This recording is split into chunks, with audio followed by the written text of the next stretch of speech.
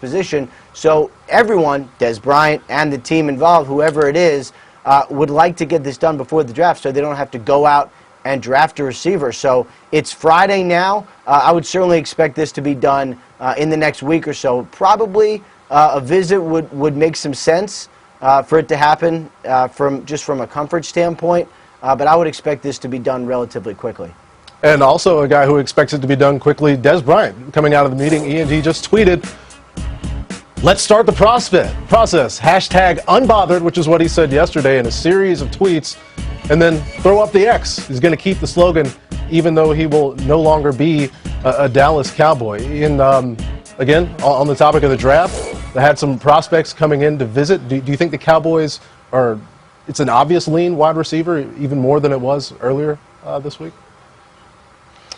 It's tough to know. If this was the Cowboys, say 4 or 5 years ago, where they drafted sort of the more draft for need and position specific, I would say sure.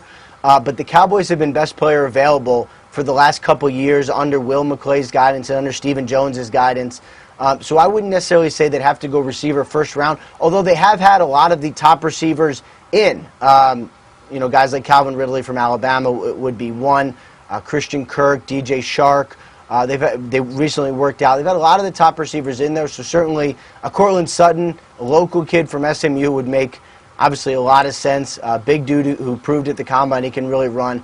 I would expect him to go receiver early, but maybe not necessarily first round. That's going to be just based on the value and what kind of other player they can get there.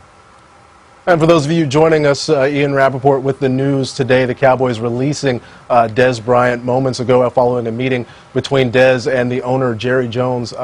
Ian, back to the